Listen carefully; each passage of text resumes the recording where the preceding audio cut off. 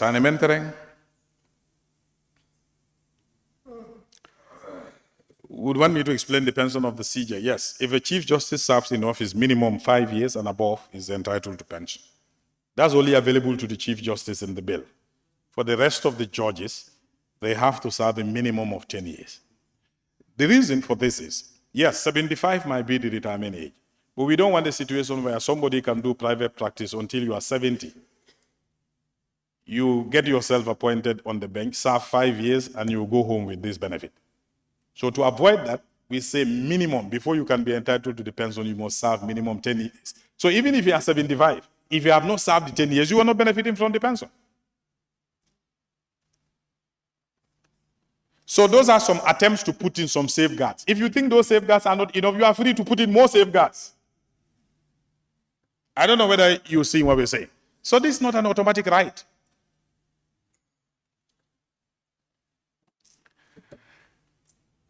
Upper Fuladu West. Okay. He said he saw. I presented this bill, but I don't believe in this bill myself. Well, I think that was withdrawn later, isn't it? So we can move. Yeah, so I can move on that. I really believed in the bill. Magistrates and caddies are left out. It's similar, the same issues raised. Janjambure, economic situation of the country, but I think I've answered, but you can take further consultation from Ministry of Finance. Our understanding is this doesn't have any direct economic impact on the budget as it stands. It only kicks in two ways this can hit the budget. If Judiciary's current pay structure is to be reviewed, and I told you, that will not happen without your approval. The second way this can hit the budget would be if we see judges retiring. The closest judge to retiring still have at least 3 years to go. And the rest are very far away from retiring, out of the 27 currently serving. At any point in time, how many of them will be retiring?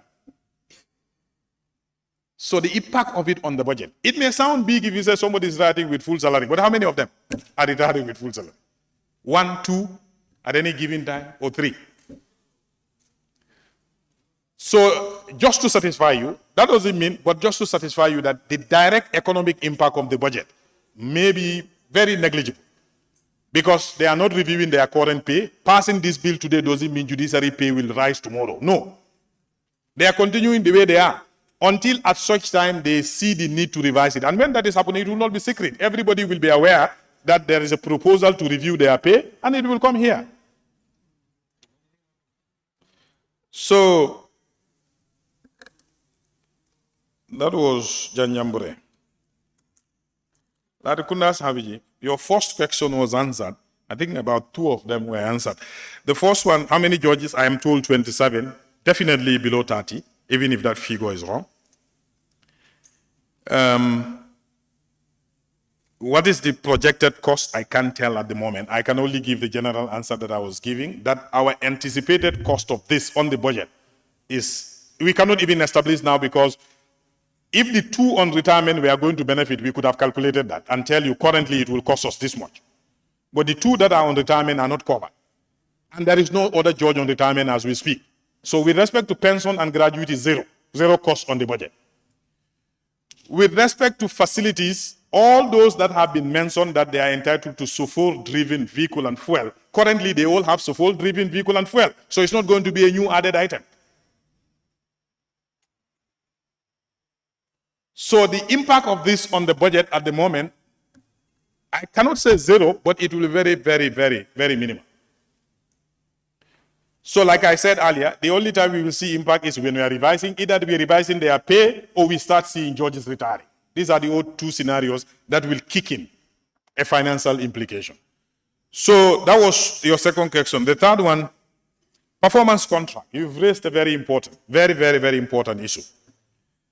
Of course, if I am motivating you, giving you more facilities, I have every right to check your delivery. Natural. And I have no problem in that kind of thing be considered at consideration stage.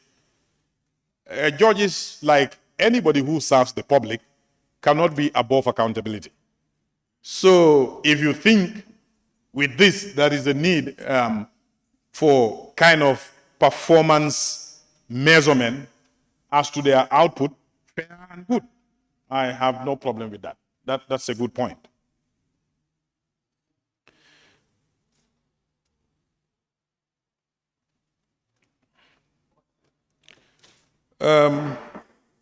Serekunda. Honorable members, please order. Yes, Serekunda, I think I attempted to answer you earlier. Yeah, so it's not an illegality. Your concern is whether the bill will stand the legality test when you consider Section 142 of the Constitution. Because Section 142 of the Constitution says a judge, and did not mention cadis and magistrates. And the bill goes beyond judges and mentions cadis and magistrates. I'm safely saying no, that's not an illegality.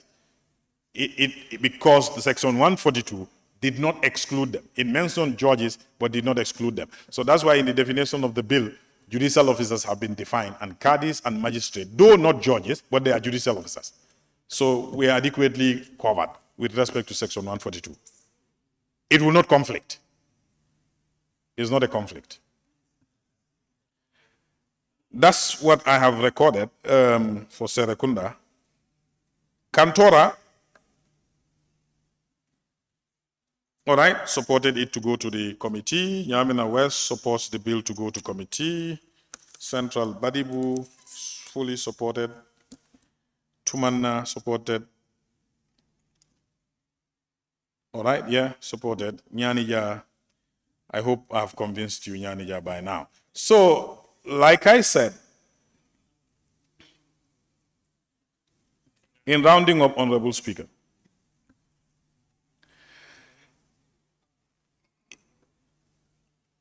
if we are talking about independence of the judiciary,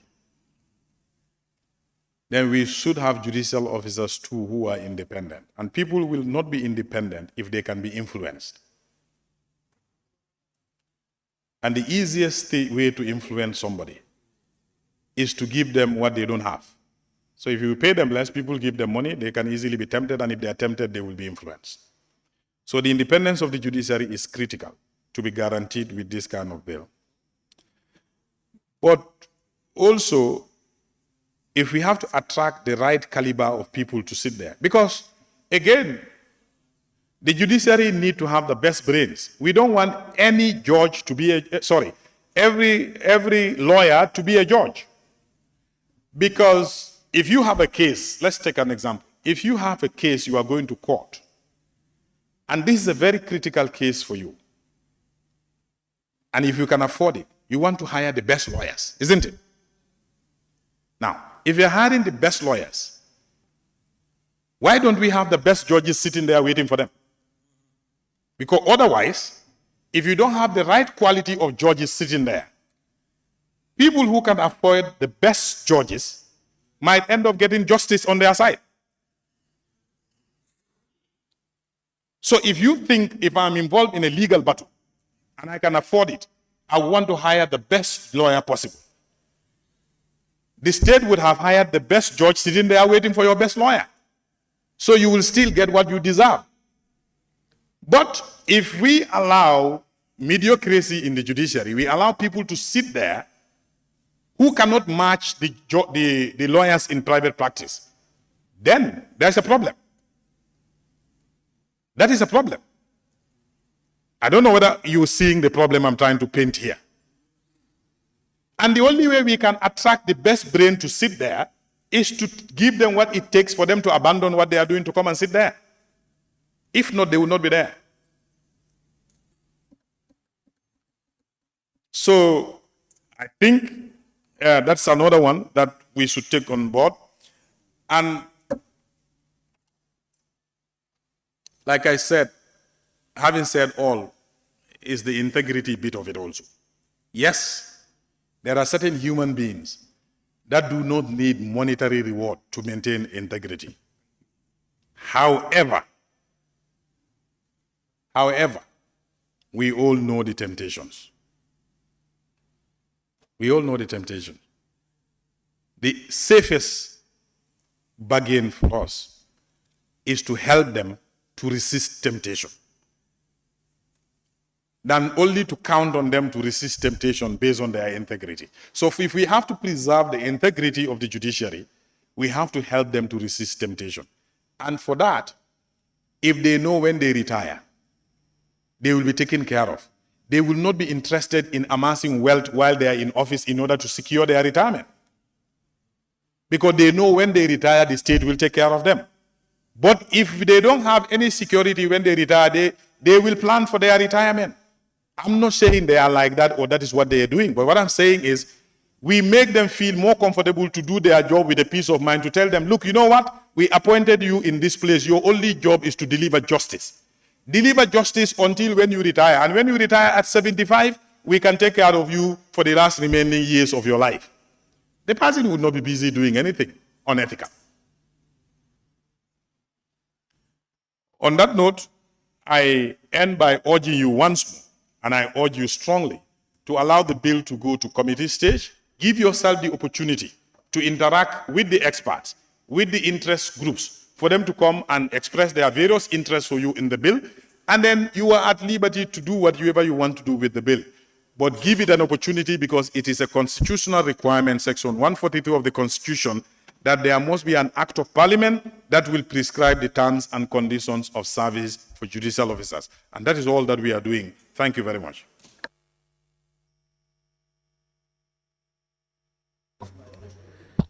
Thank you very much. The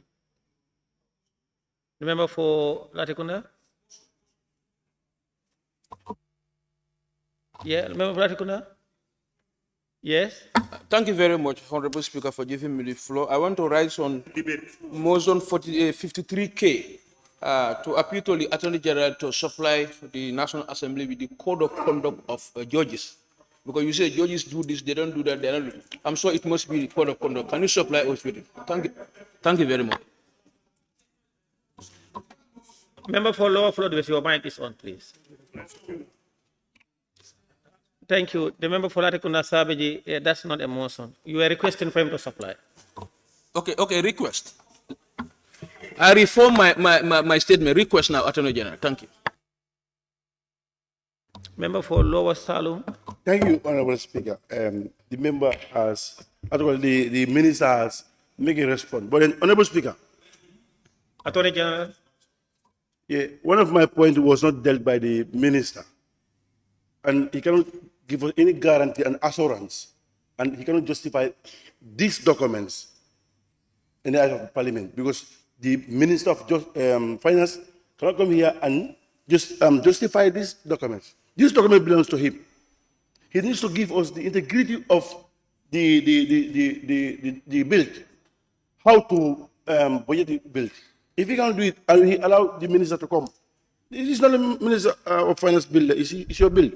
So means that's it.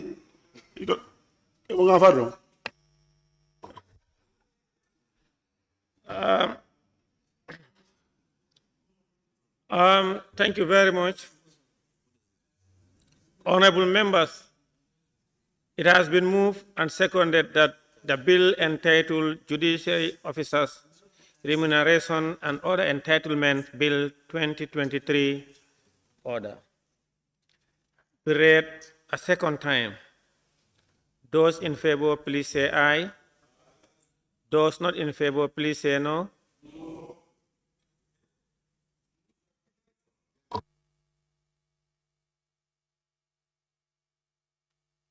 Yes, now we will vote by a raise of tax, because even myself, I couldn't know where to go.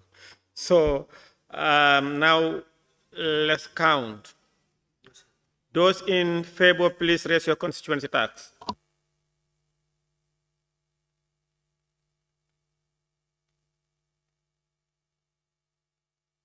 Those in favor for it to pass.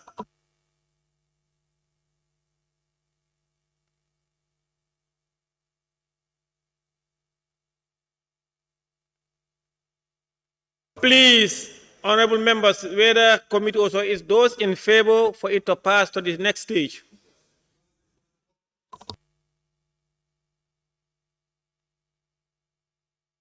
No, no, no, no.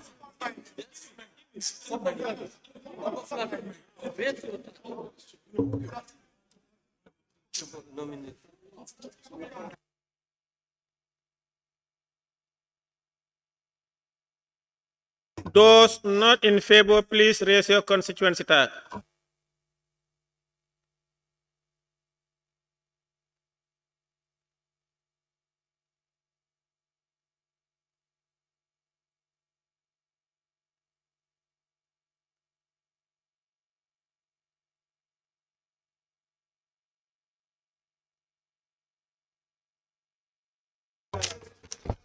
Honorable members, the results is as follows. Yes, 18 votes. No, 21 votes. I hereby announce that therefore the bill is not carried and it is lost.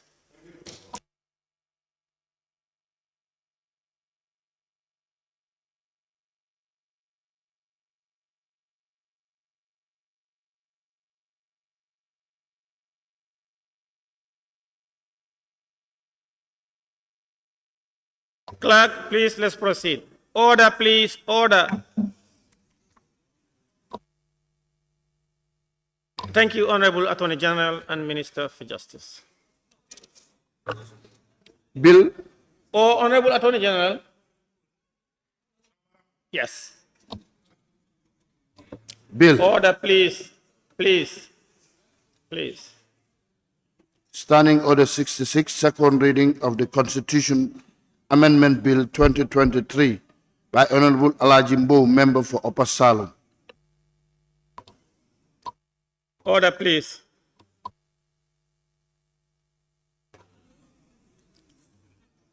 Order, please. Order, honorable members. Honorable members, you will recall that the first reading of the Constitution Amendment Bill. Order, please. Honorable members. The member for Jara West, Jara East, and those in the Minister's Gallery. Honorable members, you will recall that the first reading of the Constitution Amendment Bill 2023 was done on Thursday, 7 September 2023, and today is appointed for the second reading in accordance with Standing Order 66-2. Therefore, pursuant to Order 67 of the Standing Orders, I now invite the Honorable Member for Upper Saloum to move a motion for the second reading of the bill entitled Constitution Amendment Bill 2023. Thank you, Honorable Speaker. I rise to move a motion for the second reading of the bill, that's the Constitutional Amendment Bill 2023. Honorable Speaker, the bill seeks to amend the Constitution of the Republic of the Gambia by increasing the time required by the President through the Minister responsible for Finance to lay before the National Assembly the estimates of revenue and expenditure for the following financial year. The Constitution of the Gambia, that's 1997, requires the President of the Republic through the Minister for Finance to lay before the National Assembly estimates of revenue and expenditure for the following year at least 30 days before the end of the financial year. The National Assembly is required to give consideration and approve it within 14 days. So this bill essentially is brought before the Parliament to give members more time to do more consultations with all stakeholders, which is challenging with the current situation. So on that note, I seek the indulgence of the members to move this motion for the second reading and pass.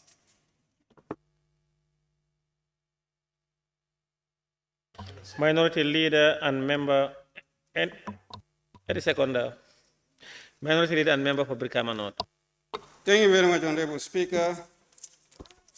I rise to second the motion and permit me to proceed and take part in the debate. Honorable Speaker, it could be recalled last year, precisely, the August Assembly find it very tired in working towards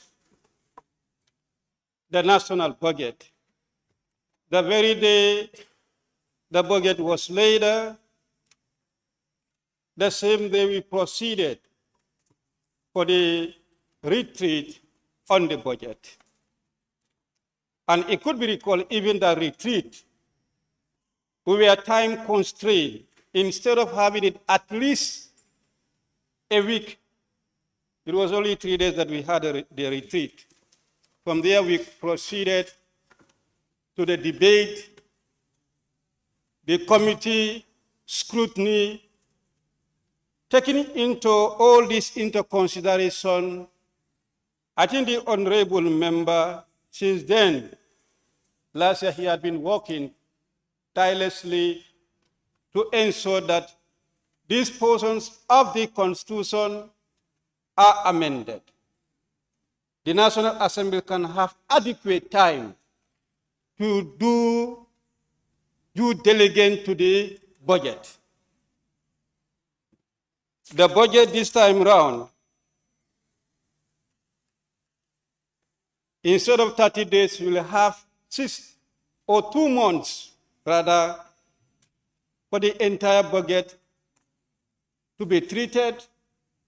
And for the National Assembly, instead of 14 days, we'll have 1 month. And for the appropriation bill, instead of 7 days, we'll have 14 days. That means the time constraint that we used to talk about in scrutinizing the budget, sometimes we'll stay here the whole day, both from morning up to the following morning. When we are sleepy, do you expect us to do our work effectively? Sometimes many will be compelled to even go home because they are tired or they are sleepy. On that, the object arisen advanced by the mover are quite genuine. And I will urge the August Assembly, we need not to waste time on this. And then let's just adopt and then do the needful and then amend the Constitution. Honorable Speaker, I so move. Thank you.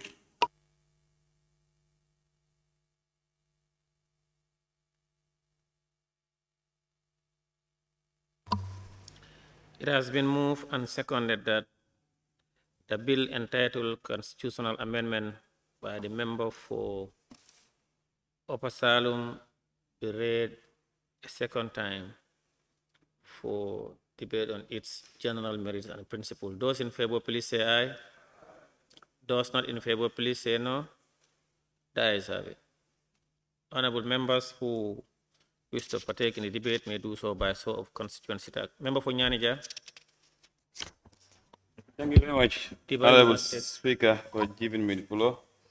And equally want to extend my thanks and appreciation to the foresight brought in by the Honorable Member for Upper Saloum. We understand his passion for public finance management, especially being the Vice Chair of the Finance and Public Account Committee.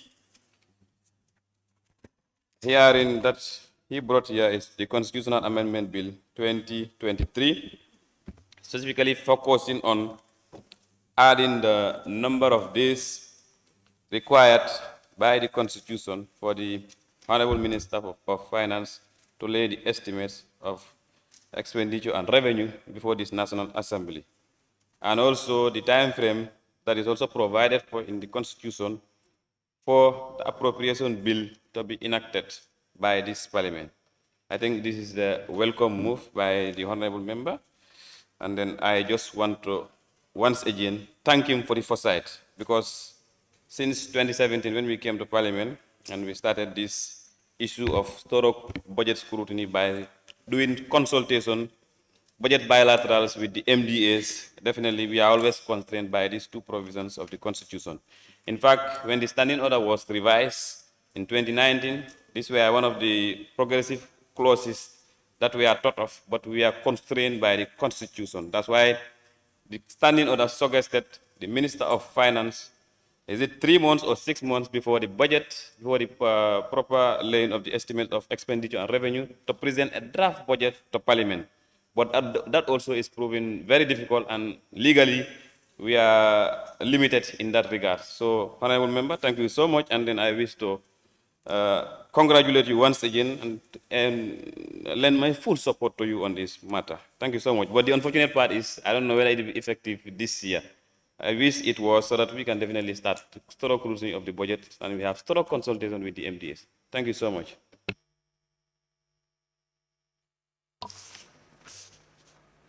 Thank you very much, Member for Nianija.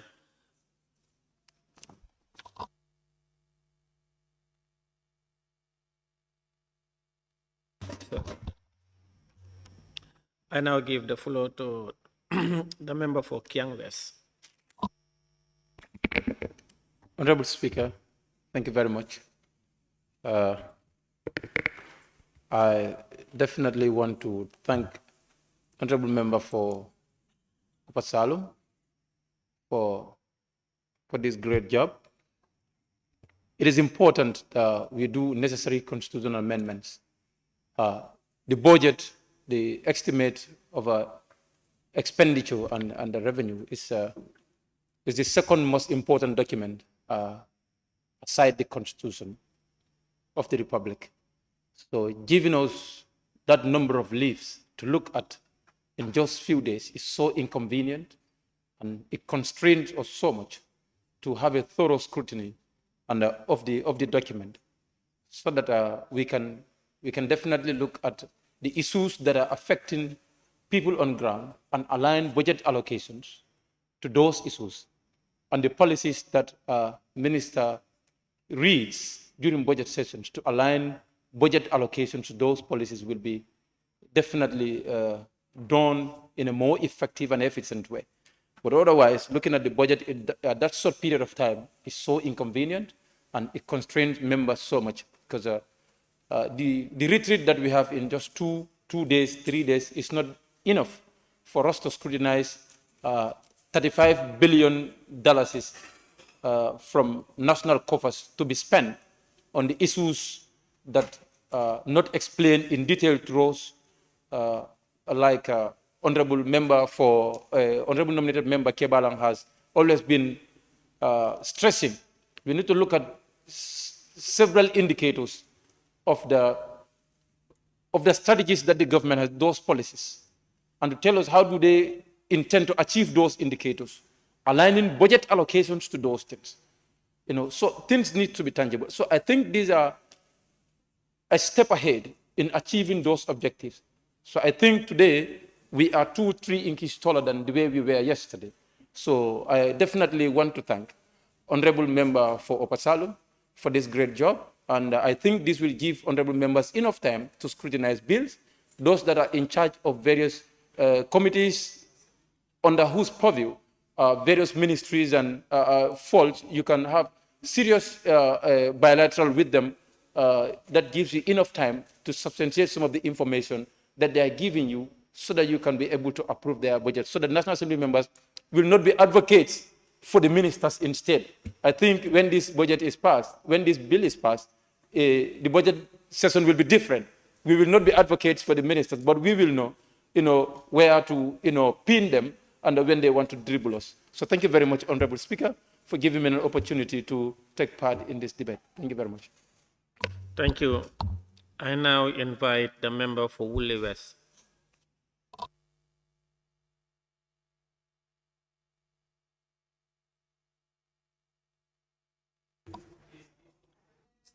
Or Woolly East.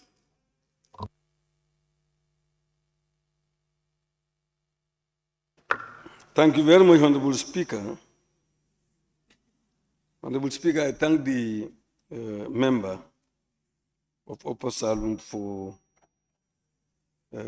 bringing this very important amendment to us, because as he said, we have always been clamoring for this. The time provided for us has always been very short. And it has already been said Because of that, we keep on rushing. And there are so many things we could not do adequately. But by doubling the time frame, each of the time frames really would afford us to do justice to the work. When we start the early scrutiny of the budget, the bilaterals will be done properly instead of rushing the bilaterals. Sometimes even the information that is given to us during bilaterals, there is no way of even verifying them, sometimes physically. If they told, for example, there is a building which they mentioned and said they have been building that building for 5 years, and every year, an amount will come in the estimates for that same building. It will be necessary for us to go physically and see the building, what is actually happening there, rather than just depending on the words and putting money for that same building when it may not be necessary.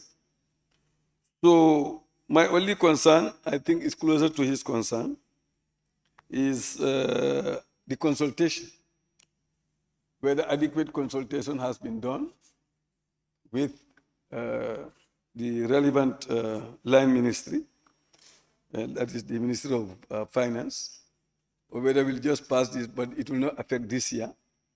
It will come the next year. I think okay, well, you can clarify that for members.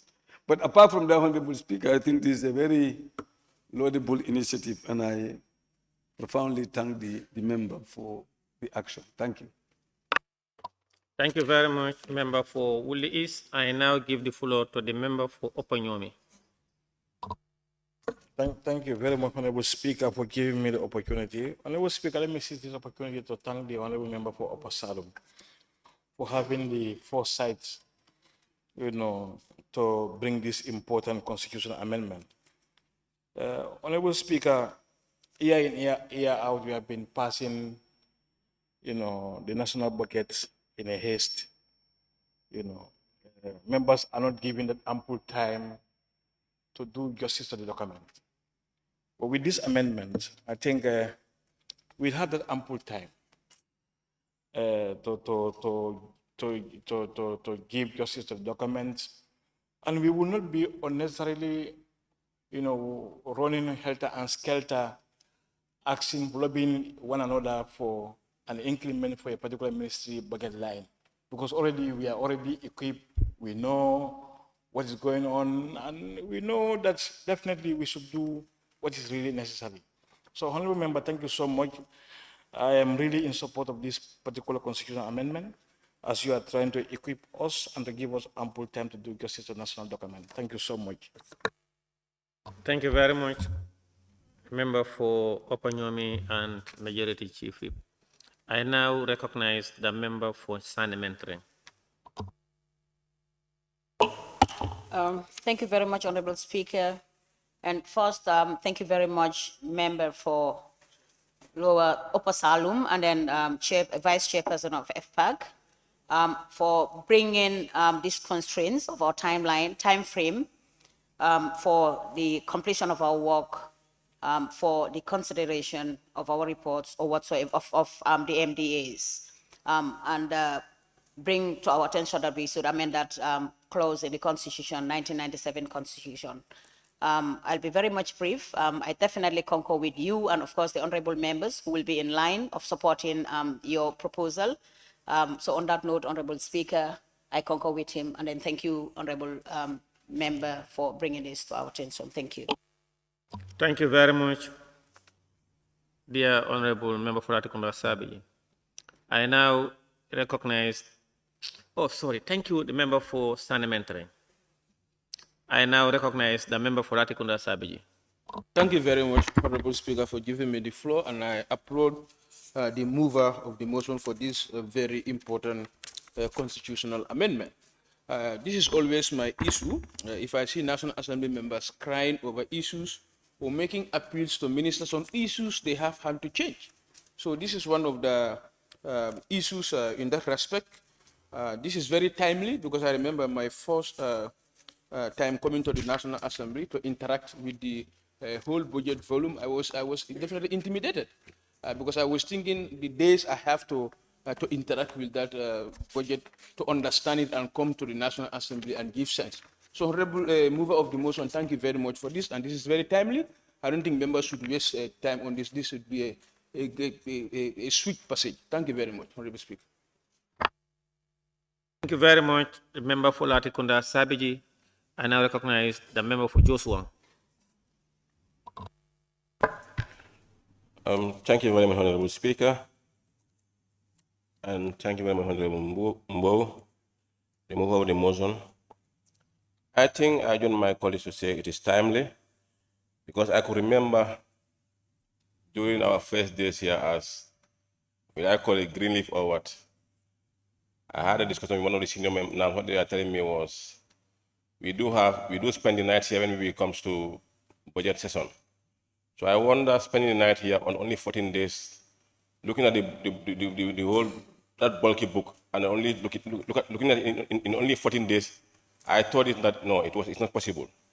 That's why what the response was, we should spend nights, and then nights upon nights to work on those budgets. So I think bringing this to extend the days from 14 to 30 is welcoming. It will give us time to prepare ourselves, consult our people on the ground, and then come and deliberate as we should be. Because I mean, you cannot just come when everything is too much on your head. You have no time. You are thinking of everything at night. You don't have time during the day. At night, we are also occupied by the assembly. Definitely, it's very, very timely, and then it's welcoming. And we're also expecting more to come, inshallah. Thank you very much, Honorable Mbow. Thank you very much, Honorable Member. I now give the floor to the member for Tumanna. Thank you very much, Honorable Speaker. I think this is very timely. And for that being the case, I will quickly join my colleague to thank Honorable Mbow for this great initiative of coming up with this amendment to the Constitution of the Republic of the Gambia. Because definitely speaking, this sometimes it constrains us a lot, because within short period to do certain great and bulky job, it's not easy. Sometimes we will be sitting in the chambers here, majority of us will be sleeping, simply because of the time we are pressing because of time. So if he come up with this idea of increasing the period, that will obviously reduce the pressure on us, so that we can critically and look into the budget, because the budget is for the whole year. So for that being the case, it needs time. We need time and energy to look into it and do the needful. On that note, Honorable Speaker, I thank you. I want to take my leave. Thank you. Thank you very much, Honorable Member. I now invite the member for Banjul Central.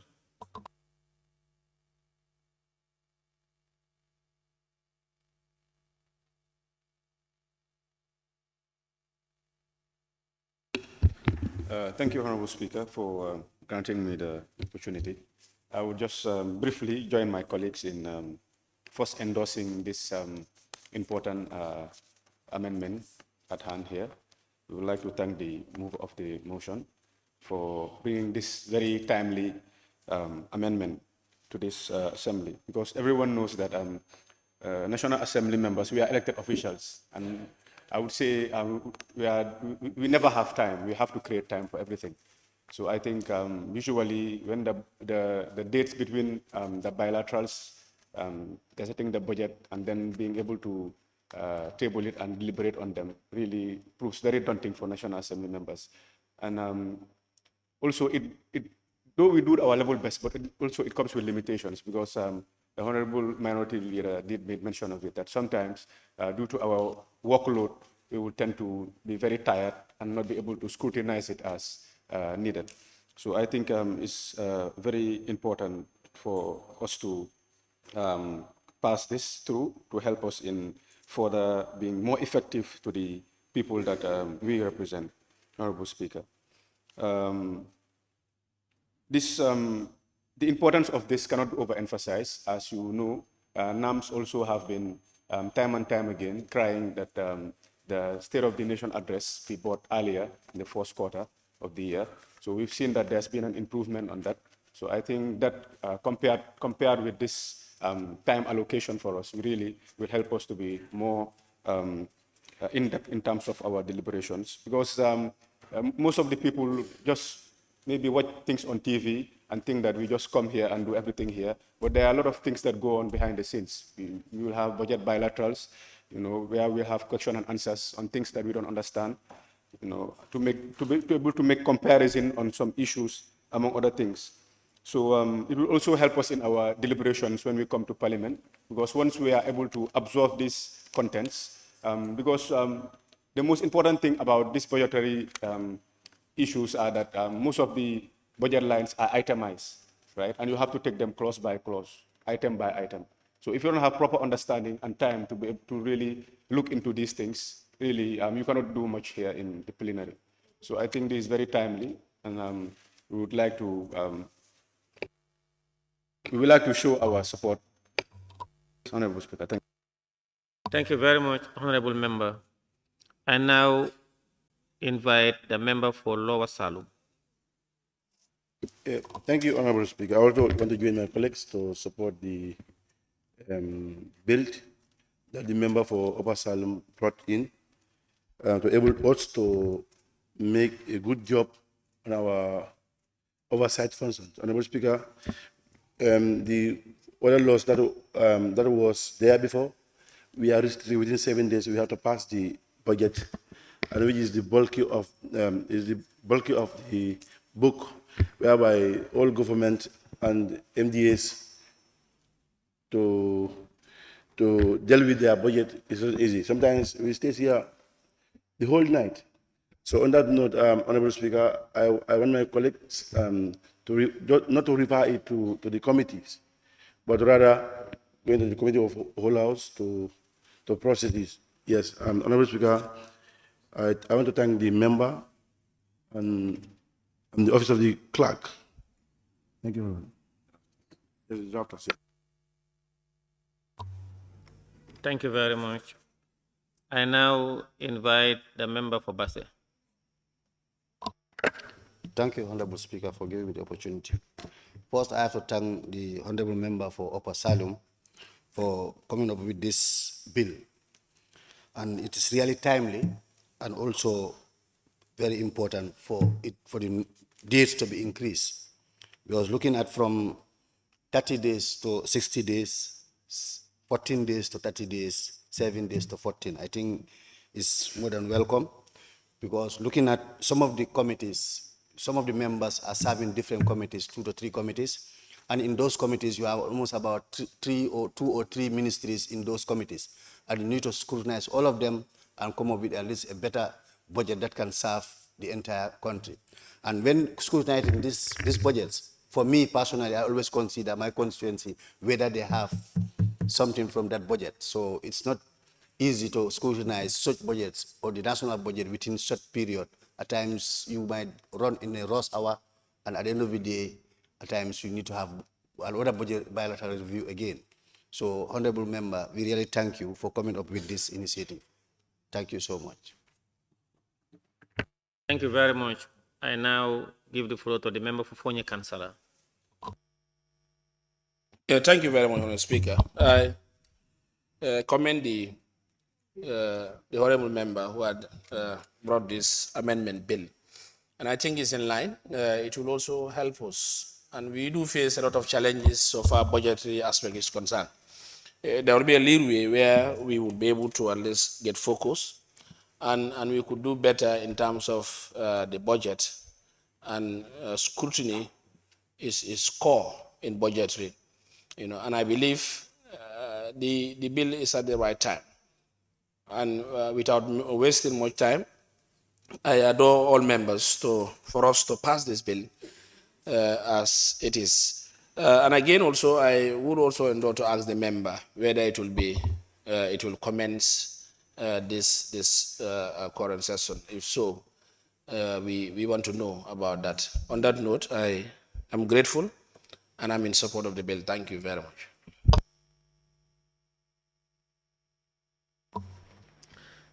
Thank you very much. The list, please.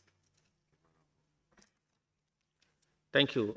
I now recognize nominated member Kebalang Fofana.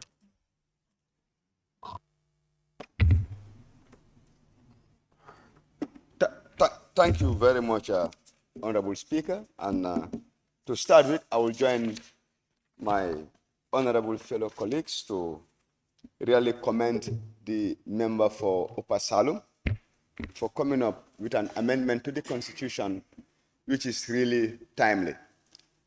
I believe many a times what parliamentarians will cry about is the time given for the budget bilaterals is not what? Sufficient.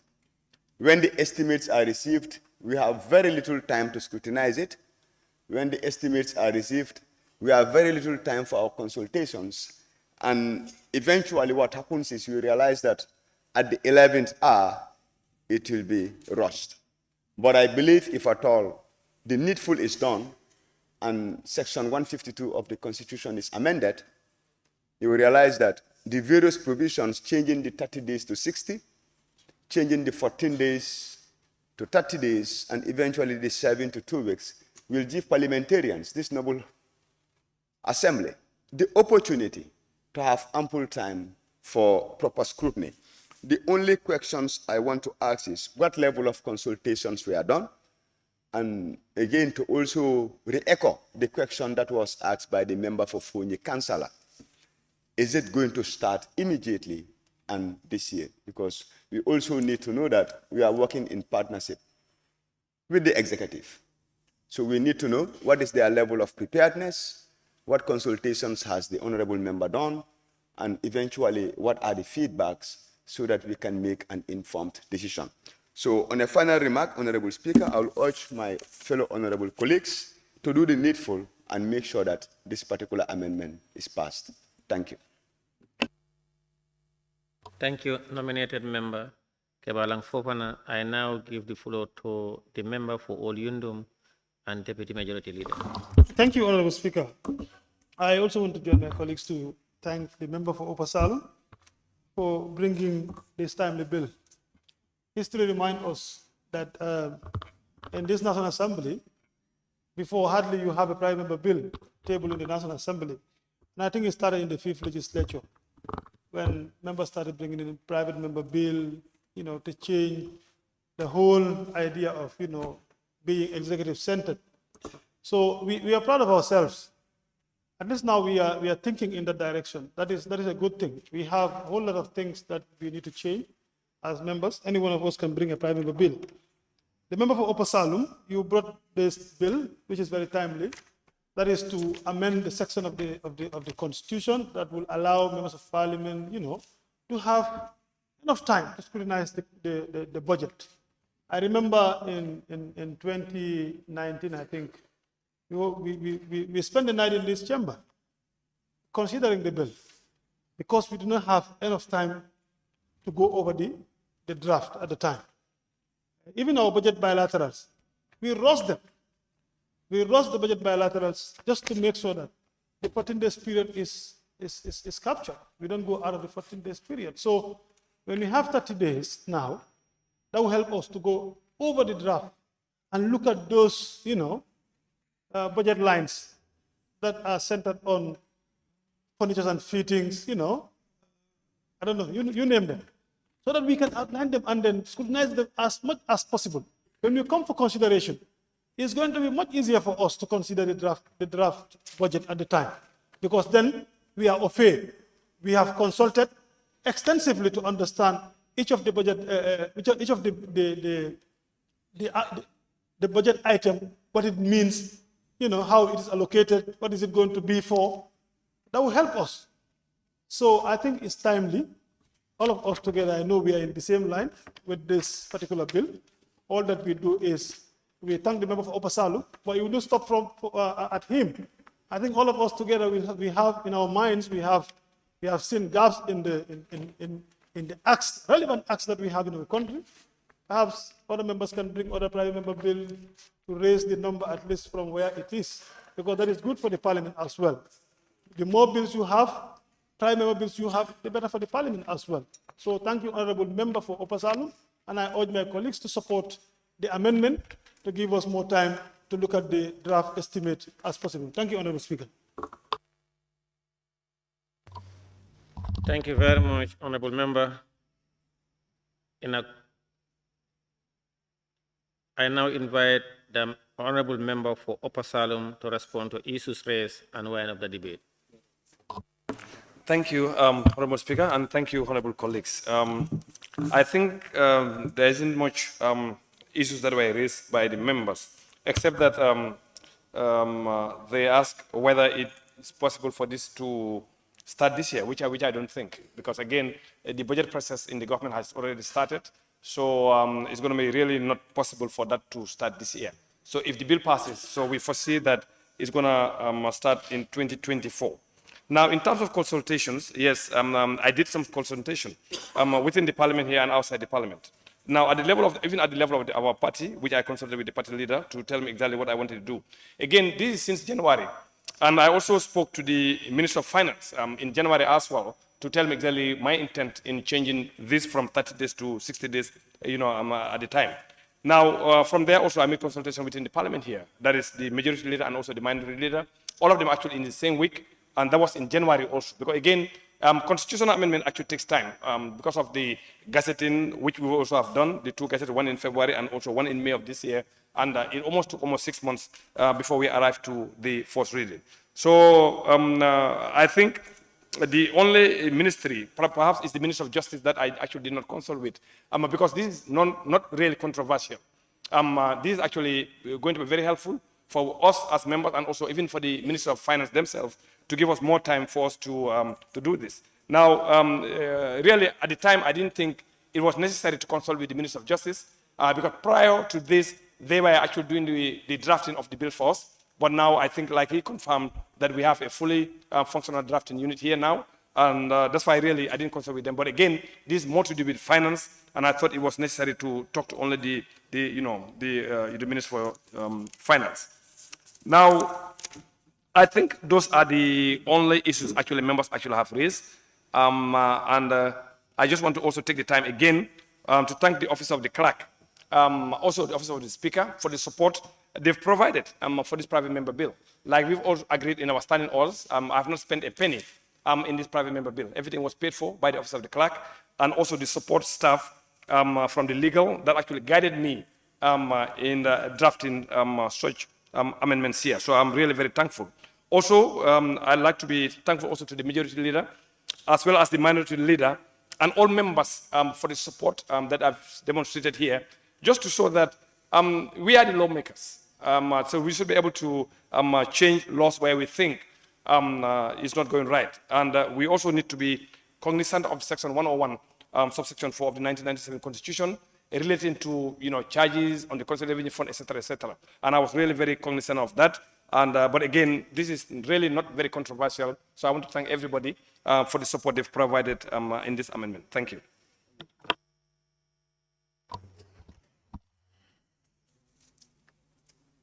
Thank you very much. Honorable members, it has been moved and seconded that the bill entitled Constitution Amendment Bill 2023 be read a second time.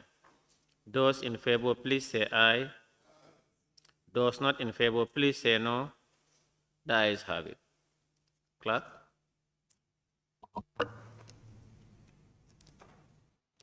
The Constitutional Amendment Bill 2023 shall be read for the second time. Honorable members, in accordance with Order 68.1 of the Standing Orders, the bill is hereby referred to the Assembly Business Committee for committal to either a committee or committee of the whole Assembly. Thank you. Clerk, we may proceed. Bill, Standing Order 63, second reading of the Medicines and Related Products Amendment Bill 2023 by Honorable Amadou Camara, member for Nianija.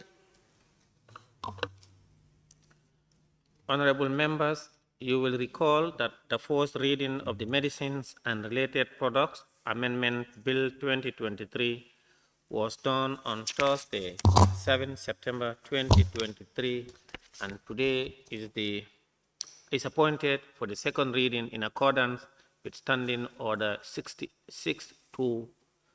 Therefore, pursuant to Order 67 of the Standing Orders, I now invite the Honorable Member for Nianija to move a motion for the second reading of the bill entitled Medicine and Related Products Amendment Bill 2023.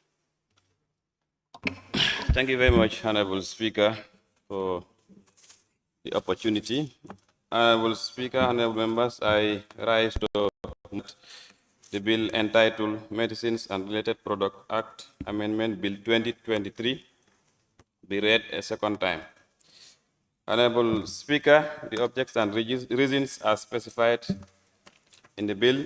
This bill seeks to remedy an evident gap in the Medicines and Related Product Act 2014 relating to the issue of registration of medical commodities.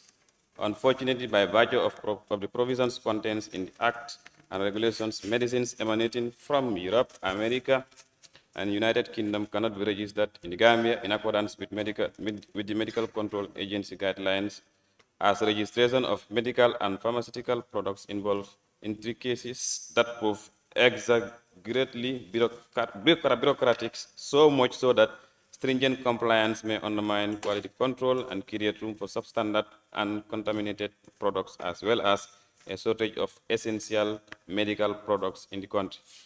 Stakeholders undergo insufferable measures to register products from certain countries because the manufacturers there prioritize registration in highly populated nations to ensure early returns on investment. They only find profit in registering in countries with large consumption populations where the turnover is profitable. For instance, the United Kingdom harbors a population of over 67 million people, while our regional counterparts, Nigeria, have over 223 million. And in Ghana, it is over 34 million. In Senegal, 17.5 million. In Sierra Leone, it is above 8.7 million. And in Liberia, 5.4 million. The Gambia population is slightly below 2 million should have been. It is clear, one face value, that the revenue for any manufacturer or import to a small country such as the Gambia for such products is objectionable. Consequently, manufacturers are hesitant to submit themselves to the rigors of the tedious registration process. This amendment will neutralize the imminent adverse implications that may arise due to the scarcity of quality medicines, particularly essentials and life-saving medicines. On that note, I beg to move. Thank you. Any seconder? The member for Lower Fuladu West. Thank you very much. I thank the mover of the motion. This is very timely. Currently, the Medicines and Related Product Act have faced serious challenges. In fact, the Committee of Health intended to bring this thing as a committee bill, but due to the process that involved, the chairman of the Health Committee decided to take the lead. We have faced a lot of consultation in issue of this registration of products, especially looking at the Gambia. The population size and the market size is very small. If we want these branded medicines or highly strictly regulatory products coming from other part of the country, based on the available market, it makes it very difficult with the documentations needed. But the mover of the motion think it possible. We went through the act, and we feel that this is the only way that we can help the nation. For example, there are medicines that everybody knows, like the Calpol. It's a branded UK product that have passed through all the regulations. But to bring it in the Gambia, based on the laws, is not possible. So I think in that direction, Honorable Camara of Nianija looked at it deemed necessary to bring it, because currently, both the public and the private sector have been affected. So meaning the law that is currently working is not well domesticated to serve the purpose that we need. Hence, we don't have a lab. And for any regulatory authority, for you to register your products, they have to undergo through laboratory services. And then for them to have laboratory services, or they must be accompanied with documents. And in the world market, you cannot be given documents if your volume of supply that you are getting from them is small. And this have affected the country to an extent that most of those drugs that we expect to be in the country could not have come as a result of that. So coming up with an amendment, I think is in the right footing, and I would urge all members to support the cause, because this will help us get quality, standard, effective medicine that have passed rigorous testing from strictly regulatory authorities. So on that note, before I bulk this story, I want all other members to join and support the amendment. Thank you.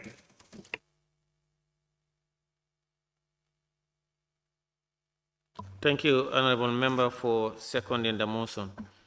It has been moved and seconded that the second reading of the bill entitled Medicines and Related Products Amendment Bill 2023 for debate on the general merits and principle. Those in favor, please say aye. Those not in favor, please say no. The ayes have it. In accordance with Order 67.1 of the Standing Orders, I will now open the floor for debate on the general merits and principle of the bill. Any honorable member who wishes to partake in the debate may do so now by show of constituency tab.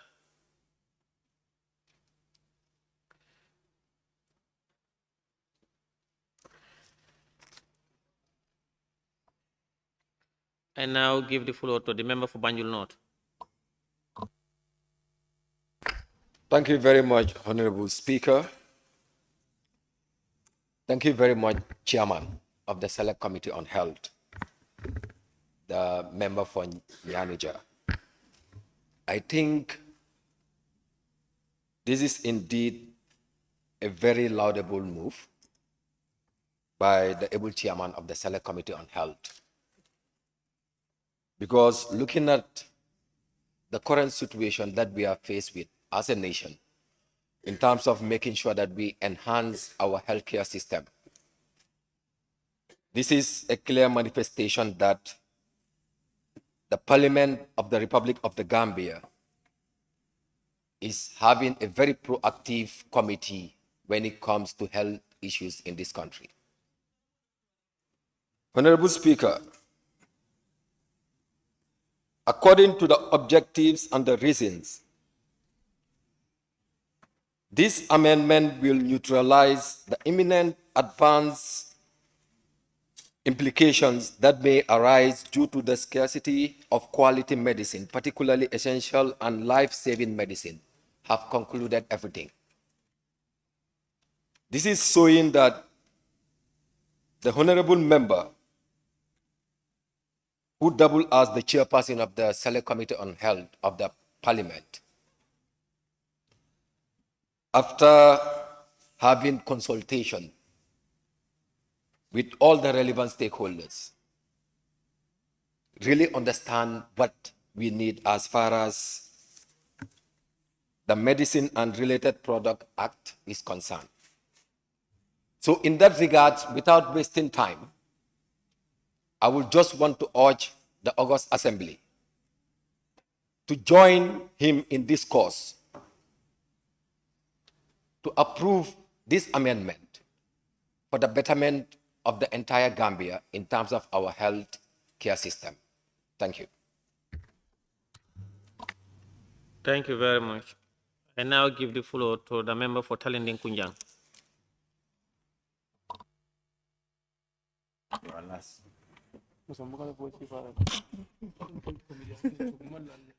Thank you very much, Honorable Speaker. First and foremost, I would like to thank the Honorable Chair and mover of this motion, Honorable Member for Nianija, for this important bill which seeks to fill a gap in the supply chain of quality medicine in this country. Now, there are laws that govern the importation of medicines into this country. The agency, Medicines and Drug Control Agency, looks over the importation of drugs. But like any other law, like any other act of National Assembly, there must somehow be shortcomings, pitfalls, or gaps. And then this has been realized during the very infamous incident that happened here regarding to AKI. And during our investigations, the committee realized where the gaps are. Gambia market consumers of the medicine are not having the opportunity to get quality medicine from certain regions of this world. And then we resort to certain substandard places. Now, importers in this country, like any other producers of products, be it rice, medicine, and other products, there is minimum order to explain it. You have to have a capacity to order a certain quantity from them for you to have a share of their production. And that is an issue. If you cannot do that, and then you are not issued a certificate of analysis, then you have an issue to bring that product here. Now, to help medicine, this agency, to be able to allow medicines coming from these quality making industries, medicine making industries, so that Gambia can opt for quality in terms of medication, we need to revisit this gap and fill it. We all know, even common people know, paracetamol from UK is not comparable to paracetamol from third world countries. You are a pharmacist, Honorable Fuladu, yes, you know. Certain syrups from UK and America is not comparable to certain syrups from other countries. I don't want to name countries. But we know. Some people who even go for even National Assembly, UP members who go on missions or trips, sometimes you capitalize to buy certain painkillers and syrups. Speaker might even attest to that, maybe. You are laughing, you know. So, you know, to come, because you don't have access to it when you are here.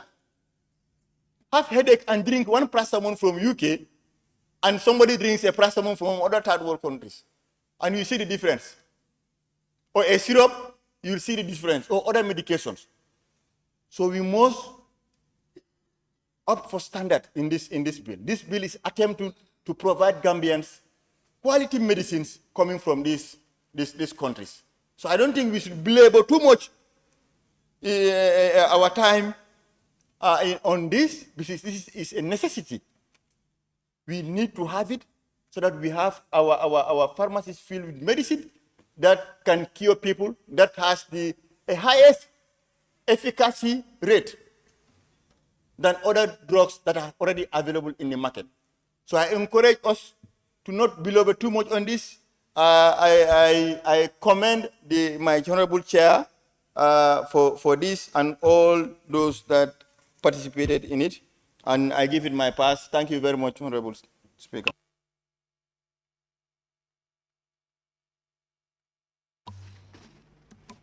Thank you very much, member for Talending Kunja. I now invite the member for Kiang West. Honorable Speaker, I have realized that there are so many movers of this bill. I've just realized that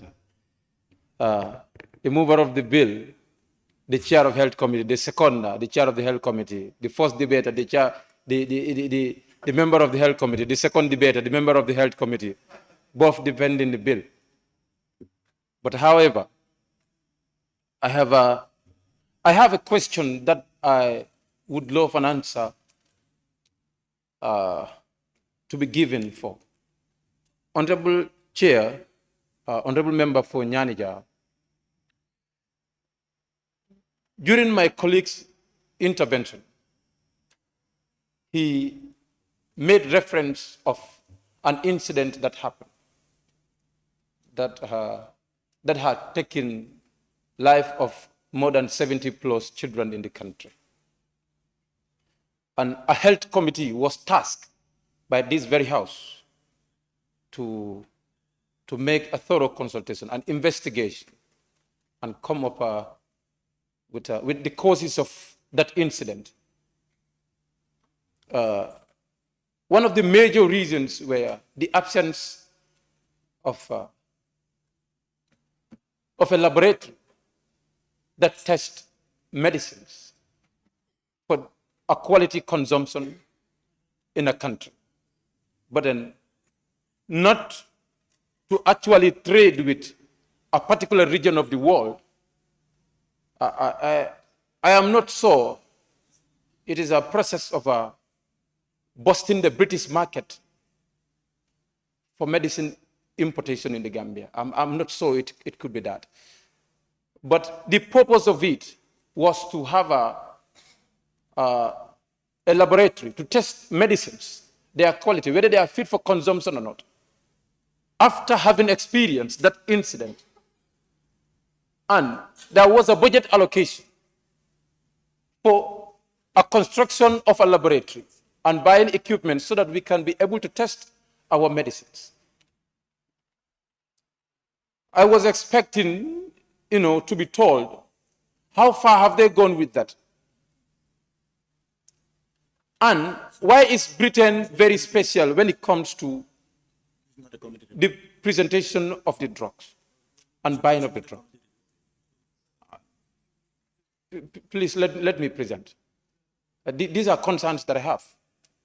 So I think these concerns need to be very clear.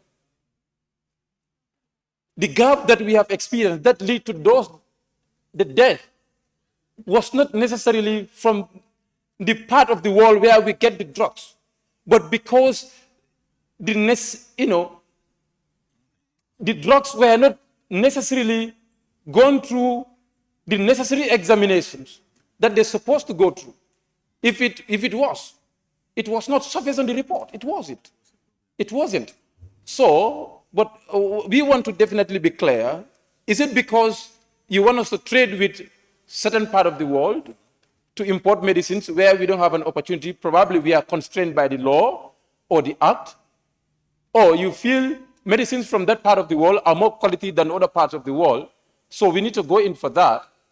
But I think the most important thing is to have a laboratory and test our drugs if they are not of quality, because the drugs must be tested to pass before you are able to convince that these are quality drugs and you import them. Even if they are from Senegal, you should be able to test those drugs and be convinced that these are good drugs and they are good for consumption, and you import them. Even if the quality of drugs are different, but the prices are also different. The prices are also different. Even if we are able to trade with those countries, can we be able to afford that? It's also another question. And what are the implications of trading with those countries? Are we going to have an arrangement? Are they going to have an arrangement with the Minister of Health or the department in charge of the importation of drugs? What will be the arrangement? What will be the terms and conditions of importing those drugs with them, from them? Those are some of the things that we definitely need to look at, to not just to rush this. But I had wanted to say, let us refer it to the committee. But I think I'm very much unfortunate that the rest of the committee are in support of it. I could also be in support of it. I have no problem with it. I have no problem with it. But these things has to be clear. And all I know is that the incident that happened here would have been the driving force of coming up with an amendment in the bill to ensure that we prevent that. But on my view, this amendment and the justification given might not necessarily be very sufficient to prevent such incident when we don't have a quality laboratory to test the quality of drugs that we are importing. Thank you very much, Honorable Speaker. Thank you, Member for Kiang West. I now give the floor to the member for Olyundum. Thank you, Honorable Speaker. Let me also join my colleagues to thank the member for Nianija, my chairperson of the Health Committee for this timely bill. Honorable Speaker, the member for Nianija brought this bill. And what does the bill say? From the objects and reasons, Honorable Speaker, with your permission, if I may read in between, it says, the bill seeks to remedy an evident gap in the Medicines and Related Products Act 2014 relating to the issue of registration of medical commodities. Unfortunately, by virtue of the provision contained in the Act and regulations, medicines emanating from Europe, America, and United Kingdom cannot be registered in the Gambia in accordance with the Medical Control Agency guidelines and registration of medicines and pharmaceutical products, which involve intricacies that prove exaggeratedly bureaucratic, so much so that stringent compliance may undermine quality control and create room for substandard contaminated products as well as shortage of essential medical products in the country. I think this part alone defines the whole bill. If you agree with the objects and reasons of the bill from what I just read, I think you should be able to support the bill. The amendment is not a complicated amendment. It's very straightforward. Like Honorable Member for Talining said, when we travel outside, we all buy medicines from, in Europe, because we think those medicines are good. But why are they not? Why can't we register them in our system? There is a problem, and that is what the bill seeks to address, for us to be able to have them. I'm not talking about maybe testing. That is something else. Maybe the chairperson will address that, having a laboratory. But the bill is trying to address the problem of not being able to register those medicines coming from the West. And we think they are good. And we all agree that they are good. They are good medicines. So let's give them the chance to be able to register them in our country so that, you and I can have access to those medicines. I don't have to wait for